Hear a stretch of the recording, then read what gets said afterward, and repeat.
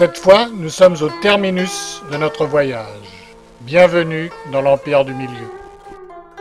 La capitale chinoise n'est pas représentative de la Chine entière, qu'on se souvienne de la route de la soie ou des minorités du sud-ouest. Mais elle en constitue un des nombreux visages.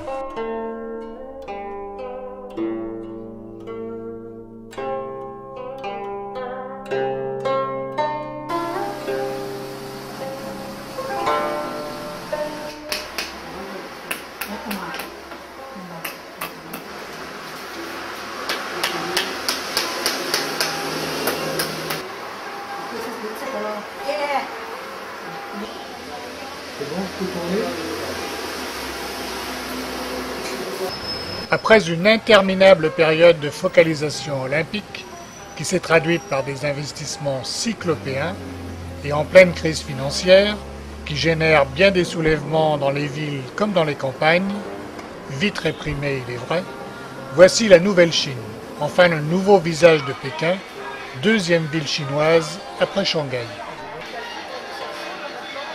Entre l'immobilité des vieux temples et la force mouvante et mobilisatrice des nouveaux espaces urbains, la ville se reconstruit sans cesse et ne s'embarrasse guère de considérations patrimoniales, détruisant les vieux quartiers de Hutong, certes insalubres mais si pittoresques, mais surtout ne s'embarrassant pas de considérations sociales et renvoyant très loin en banlieue jusqu'au 6e périphérique des populations âgées.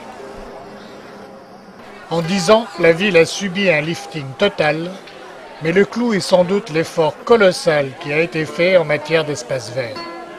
Partout, des massifs de fleurs ont surgi. Il faut y passer plusieurs jours pour en découvrir la richesse culturelle et le dynamisme moderne. Même sous une pluie battante, le Temple du Ciel et son parc de 267 hectares restent le plus bel ensemble de l'architecture de la dynastie Ming.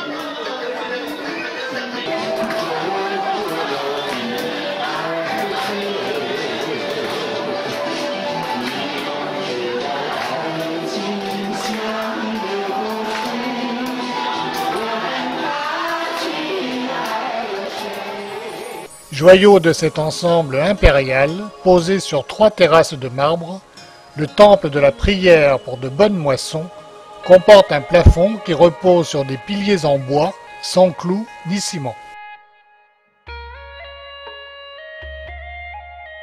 Le temple du ciel accueillait jadis l'empereur, fils du ciel, quand celui-ci priait et accomplissait des rites solennels pour obtenir une moisson abondante, la clémence divine ou expier les péchés du peuple. Formes et couleurs symbolisent l'interaction entre le ciel et la terre.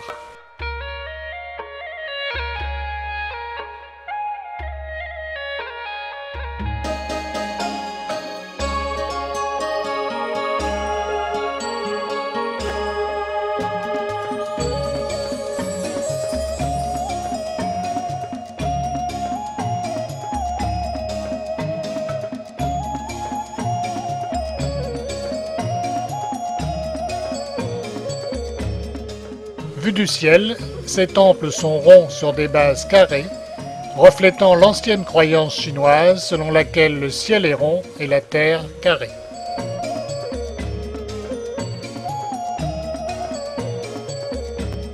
Le mur, dit mur de l'écho, entoure la voûte céleste impériale.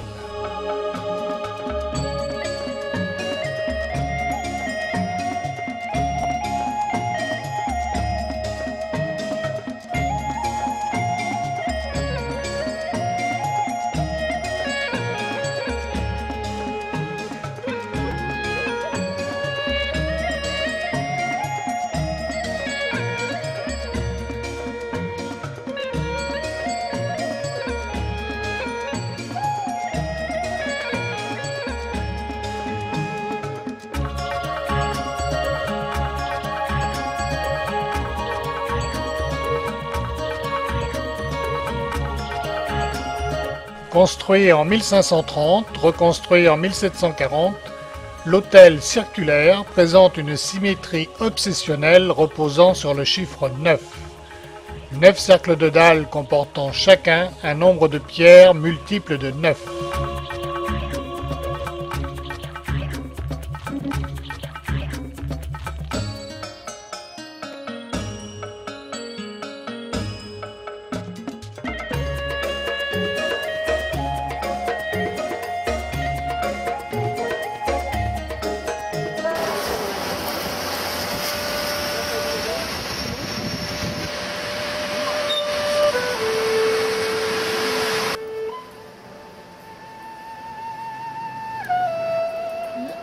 Les gens qui écrivent avec le pinceau par terre. La rue des Antiquaires permet tous les shoppings possibles en matière d'art et surtout de peinture et calligraphie.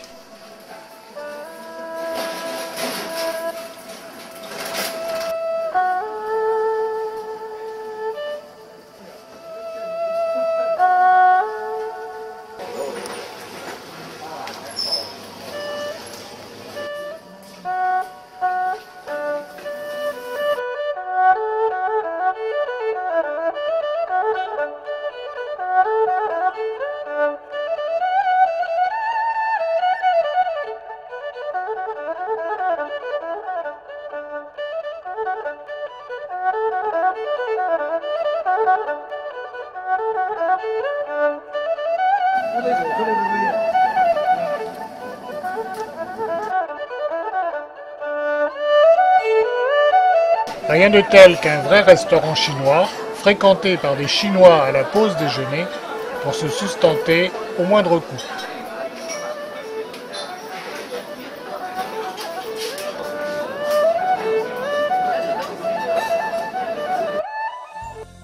Œuvre de l'architecte français Paul Andreu, l'Opéra de Pékin, ou le Grand Théâtre National de Chine, selon l'appellation officielle, surgit comme une île au milieu d'un plan d'eau artificiel, au cœur d'un nouveau parc urbain.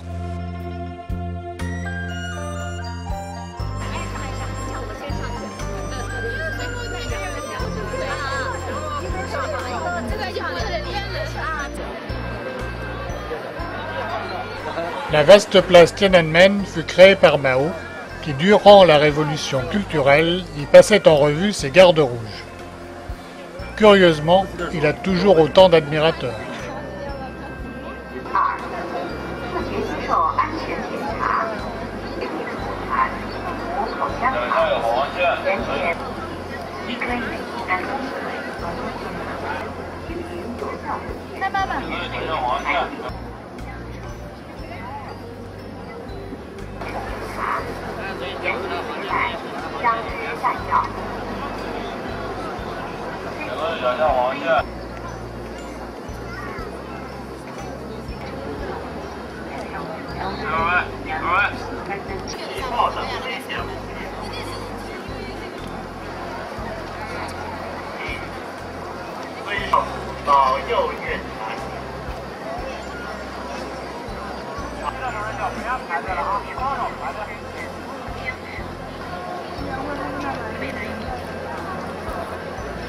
Dans les heures douloureuses de la place Tiananmen, il y a, en 1989, le rassemblement de près de 1 million d'étudiants. à compter du 27 avril. Le monde entier verra un jeune homme, seul, au milieu de la chaussée, défiant une colonne de chars. Il aurait été exécuté quelques jours plus tard, mais son nom serait toujours inconnu du public. Le nettoyage par l'armée de la place dans la nuit du 3 au 4 juin fera au moins 1000 morts et des dizaines de milliers de blessés. Mais les chiffres diffèrent selon les sources.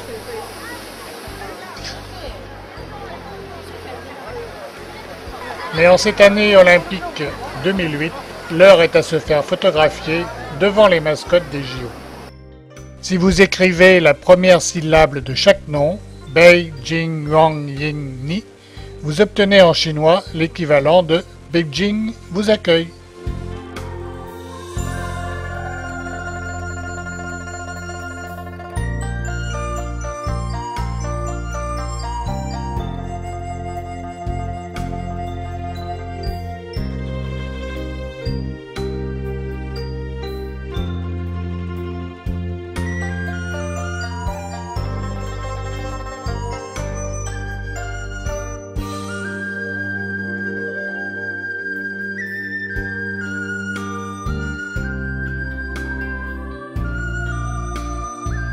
La porte Tiananmen, ou porte de la paix céleste, permet de pénétrer dans la cité interdite. C'est d'ici que Mao proclama la République populaire de Chine le 1er octobre 1949. Elle est aujourd'hui dominée par un portrait gigantesque de Mao. À sa gauche, on peut lire « Vive la République populaire de Chine » et à sa droite « Vive l'amitié entre les peuples du monde ». Tout un programme.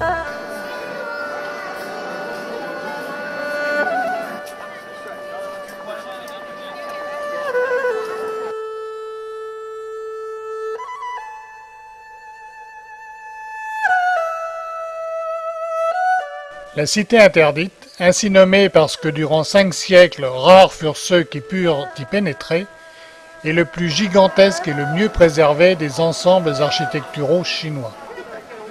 Elle servit de résidence à 2 dynasties